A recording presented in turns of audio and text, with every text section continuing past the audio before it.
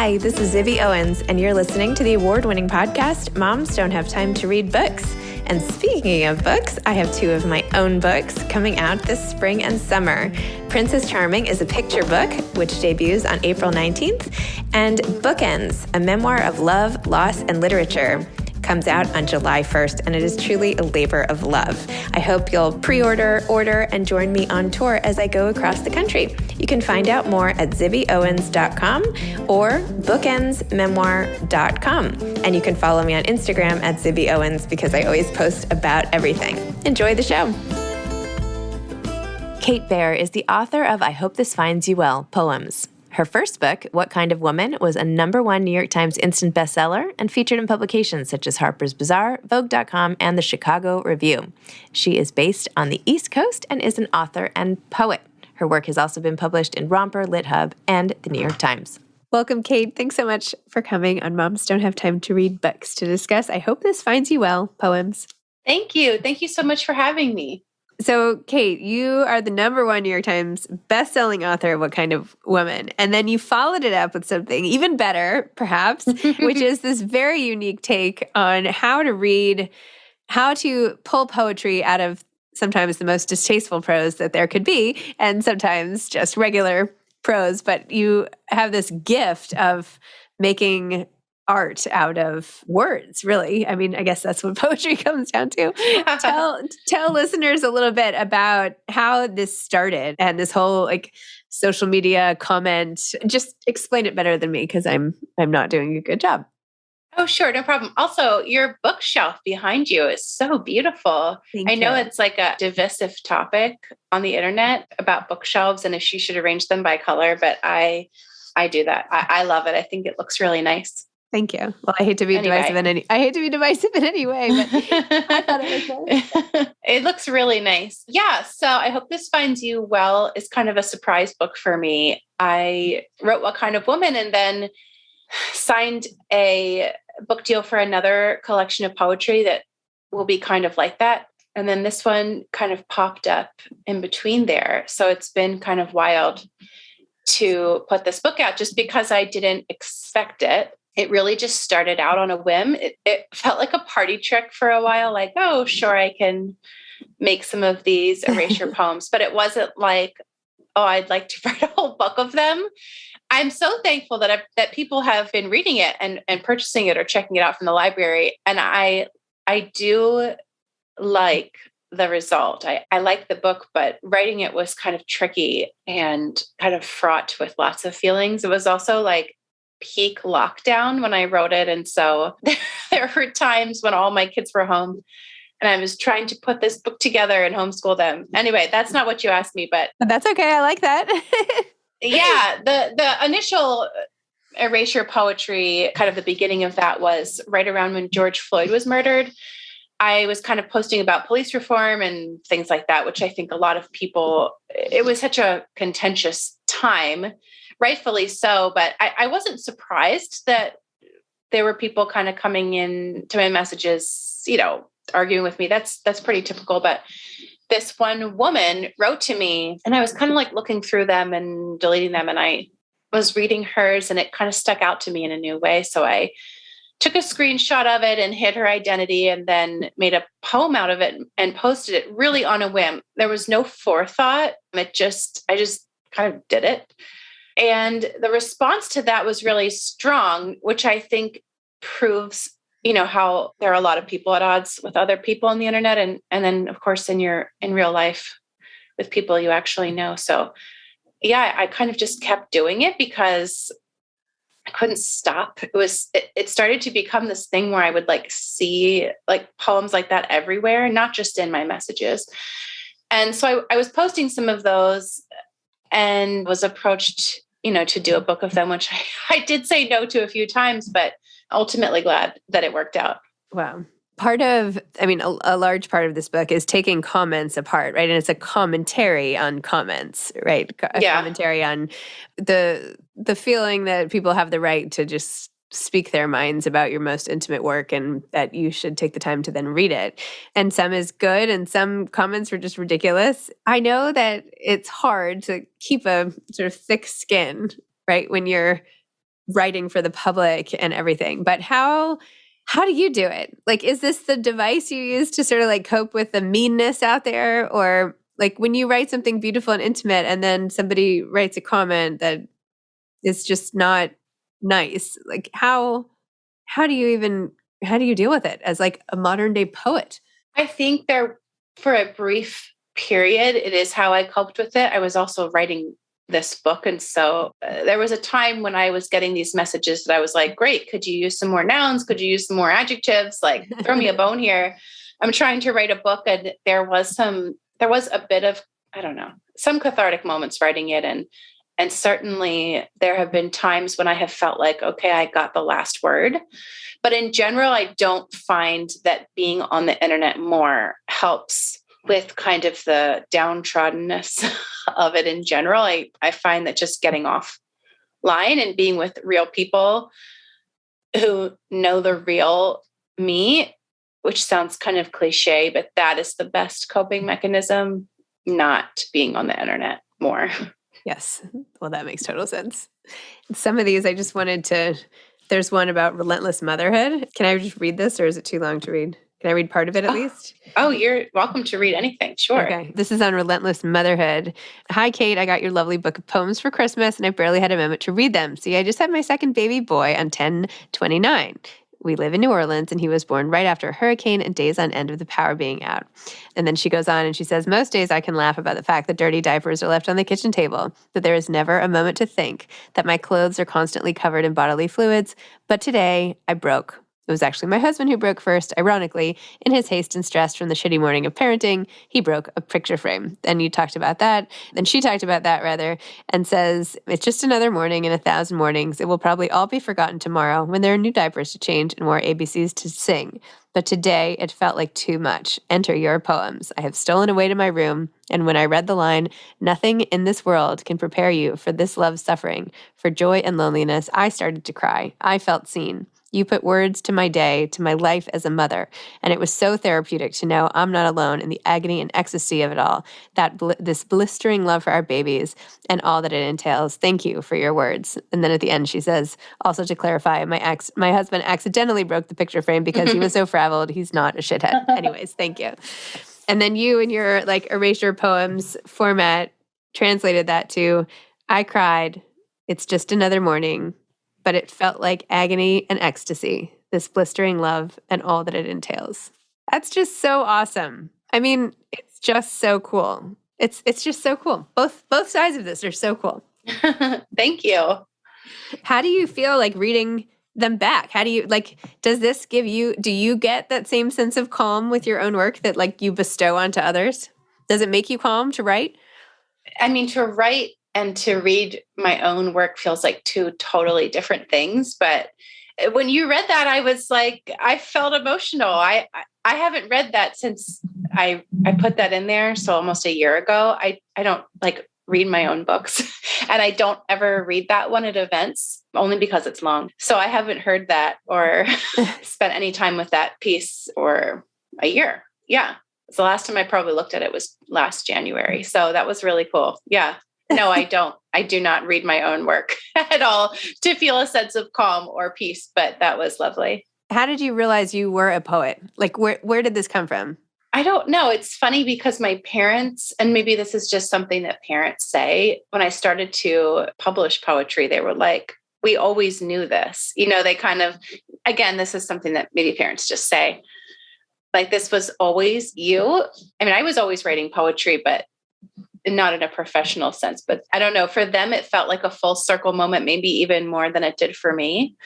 But yeah, I'd always read it and written it, but not in a way like sharing it or trying to get it published or anything like that. So that is only recently, which has been a huge surprise because before this, I was writing everything but poetry. So yeah, it's been fun. I do feel that the format of poetry and the boiled down storytelling is very much in my wheelhouse. Not that I think, oh, I'm this incredible poet, but it's more the feeling of like, oh, this is how I like to tell a story. Wow. And what was it like growing up for you? Did you write, your parents obviously saw this coming. So did you have a notebook in your hand most of the time? Like, where did writing fit in with your day-to-day life? Like, what was like a typical third grade, fifth grade you? Oh my gosh. What do you look like? Oh my. I looked like such a dork, which is great. It's so wonderful to get to be an adult and look back at that and realize, wow, what a, for lack of a better word, blessing to be such a dumb idiot kid. Like, I'm so glad I bloomed so late. I'm so glad I didn't get my period until I was in high school. I played with dolls until like fifth grade. I was in dreamland, to be honest. And in second and third grade, especially, I was just so involved in my own imagination, but in a very egotistical way. I was very much in my own bubble. And I was absolutely writing stories, lots of stories, a lot of themes around cats. I don't know. I think that's not a particularly unique childhood to be like that. It's not that. It's just, I look back at that and think, well, that was great. How great to be lost like that and just, unaware that it's very uncool to write about cats and wear cat jumpers. I mean, there are probably a lot of people out there who feel like that's pretty cool. Yeah, totally. Still cool to me.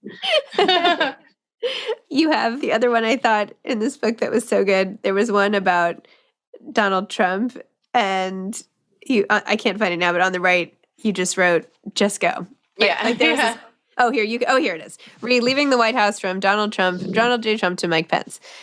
You can either go down in history as a patriot, Mr. Trump told him, according to two people briefed on the conversation, or you can go down in history as a pussy. And then on the other side, the words you took out, you just wrote, you can go. Yeah, those are the fun ones to write. Online. Yeah. Do you find yourself doing this still? Like these erasure, or is this like, okay, I'm done here, but like, do you like look at text now? Because now I feel like I'm going to start looking at text and wanting to try to do what you're doing. Oh, totally. I do still do it. I like to say I'm no longer taking submissions. Like I don't want anyone's mean messages by any means, but I do still do it. Yeah. Awesome. So you referenced at the beginning that you have another book more similar to your first book. So tell me about those two and like how they relate and what's coming next and all of that. Sure. Yeah. So 3 books, 3 years in a row, 3 Novembers in a row. So we crossed off the first 2. So the third one comes out this November. I'm writing it as we speak. It's almost finished. Yeah, I'm excited. It's much more in the vein of What Kind of Woman, and I think is a continuation of that, but maybe just a little bit different. We'll have to see what it ends up looking like. What's the name of that? I don't know. You tell me. If you have any ideas, send me your list. Okay. I mean, I would have to read it. Yeah, right. No, I have no idea. No, I have no idea. And the marketing team would like to have a list of my top, 5 suggestions by Friday. Oh, tomorrow. And I don't have one. So maybe that's what I'll be doing after this. I could probably help you. I'm not even kidding. I could try. Sometimes I'm good with titles. You can send me whatever. I could try. If you want, I might do that mini challenge. Yeah. I love that. Yeah. We're doing that now with some of the books. I started this publishing company with Lee Newman, and we have 12 books coming out starting in 2023. So there are that's awesome. 2 left that we've been playing with the names, and that's been super fun. So yeah. Deep in the title world. I may utilize you for this task. Thank you. I don't know. Your other titles are fantastic though. So how old are your kids, by the way? 10, 8, 5, and 3. Yeah. Wow. I have 4 kids too. So Oh, do you? How old are they? I have 14-and-a-half-year-old twins and then 8 and 7. Oh my goodness. 14. So I'm a little bit ahead of you, but not much. Boys or girls? I have 2 of each. 2 of each. Yeah. Cool. What do you have? Wow. 3 boys and a girl. Wow. So you know what a circus it is to have 4, and you have twins. So you're really doing it there. Yes. With the twins. But the twins were first though. So was that worse or better to get it over with? Did you feel like when you had one, were you like, worse. Oh, this is so much better? Yeah. Well, when I had one, I was like, oh, yay, I'm finally going to get to have like one kid like everybody else got to have first. Right. You know, the kid I could like wear like a purse on my arm, you know, like, take with me with the car seat as opposed to like, here I am with like this giant contraption with like 2 kids and oh my God, it was, And so I was really enjoying that. And then when she was like 8 months old, and I had finally stopped nursing and I was out and about, then I found out I was pregnant again. And I was like, oh my God, I just wanted the one kid. No, I'm kidding. But anyway, it was short-lived. So then my next. Yeah. But I mean, I'm delighted now, of course. It's like, well, you don't have to say that. My 4th was a surprise and it was very traumatizing. It was a terrible experience. I mean, now that he's here and around, he's fine. I love you. But wow, it is. I've talked to so many people about this. It's like we have to, yes, of course you love your child, but the unplanned pregnancy, when you have other children, can be really upsetting because you're already drowning. For me, having a 4th was like, I've already been pushed off the cliff and I'm down in the water and I'm trying to keep my head above water. And then someone just hands me a bag of bricks. And it's like, I can't do this. I can't keep trying to stay above water and then I'll also hold this bag of bricks. So anyway, we're both still here, but what a journey. No, I had that same initial thought. I was like, and I'm like, I'm not one of those really cool laid back moms who has 4 kids. Like I'm not like that. Same. Right. Like do people assume that about you? Yeah. Do people assume that? I think that people assume that about mothers of 4. They think, oh, they must be this, this, and this, because I think people who purposefully choose to have a lot of kids probably are more laid back. But I'm not that person. So no, I'm not that person either. I literally I went into my doctor and I was like crying. She's like, there are options. And I was like, no, I don't need options. Like, no, I'm going to have this baby. I'm going to love him and it's all going to be great. But like, I don't know. I was like, I don't think I can do this. Like, I don't think I can do it. I just don't think so. Anyway. Yeah. And it turns out it's like one of the best things about our family, you know? So oh, good. But there have been and are lots of tears. Yes. Exactly. It's that space of like, this is so wonderful, but still really hard. I don't know.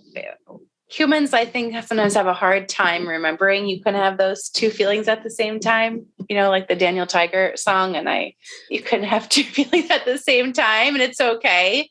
I'm like, I have to sing that to myself all the time because I can appreciate and be grateful for kids while also just feeling like, wow, this is 4 too many.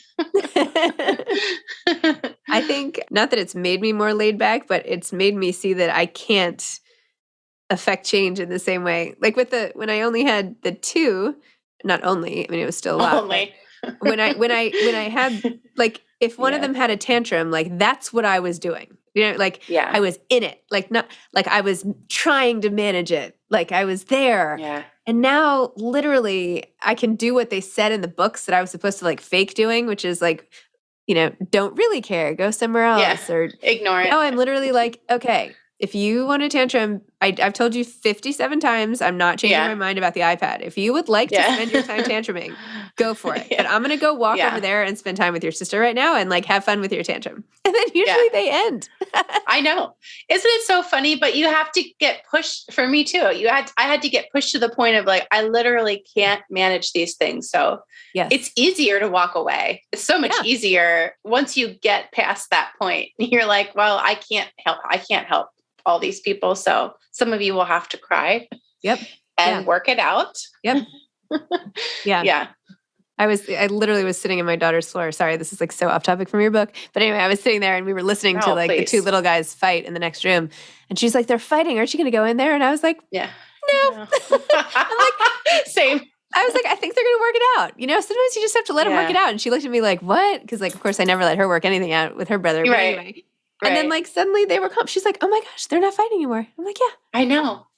I have the same experience all the time. Or I'll have people come over who who like aren't used to that, and they'll hear like a big loud explosion of crying and fighting, and they'll be like, oh my gosh. Sometimes they'll be like, oh my gosh, my ears, and they will say to me, you remain so unchanged. I don't even flinch. I'm just still talking in the conversation that, I'm having with her, because I have had to tune so much out. You can't absorb 4 people's emotions and crying and everything all the time, or you'll die.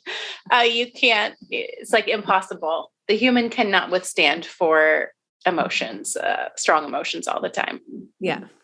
Let alone you and the partner and whatever else. Exactly. I feel like that's why for me and maybe for you, like I love to write. I love to read. I need to like go somewhere else when I'm not anywhere else. Exactly. So, same. Serves a good function. But anyway, okay, well, back to writing. Do you have any advice for aspiring authors, poets out there, or whatever, or moms who just found out they're having 4 kids? Oh my goodness. Childcare for all those things. I would say my answer to all of those topics is childcare, which is complex because childcare involves money, which is something that people never talk about, never want to talk about. Not you. I'm saying just in general, in the lit world, money is like this thing everyone just shelves. When really to have childcare, you need money. So I don't want to make it seem like, oh, just get childcare. Like it doesn't involve work and figuring that out. But for me, that is the answer to everything: writing, reading, breathing, being a person. Amazing. Excellent. All right. Well, you go try to finish your book. Thanks. Good luck with that. I don't know what to say. It's my fault. I put myself in this position and I can get out of it. I'm almost there. It's just the home stretch is always hard because it feels like impossible, but I know it is. It's just, we're coming down to it here. So it's just been putting in long days, and this was so lovely to take a break from that and chat. This is great. I was like, oh, I can stop for a bit. So this was lovely. If you want me to schedule some pretend podcast, I could just turn on Zoom. It's like therapy. You could pop in. Okay, yeah. This really felt like a therapy session. I feel much better. So thank you. Me too. Yeah. Okay, good. Awesome. This was lovely. Thank you so much for having me. You're welcome. It was so nice to get to know you, Kate. Yeah, same. All right. Good luck with the title. And I wasn't really kidding about that. So, thank you. I may email you. Okay. Thank you. Okay. See ya. Bye. Thanks for listening to this episode of Moms Don't Have Time to Read Books. Don't forget to follow me on Instagram at Zibby Owens and at Moms Don't Have Time to Read Books. Also sign up for my newsletter at zibbyowens.com and sign up for my virtual book club and meet lots of authors on Zoom every other week. Thanks so much to Steve and Ryan at Texture Sound for the sound editing. And thank you to Morning Moon Productions for providing this fantastic intro and outro music.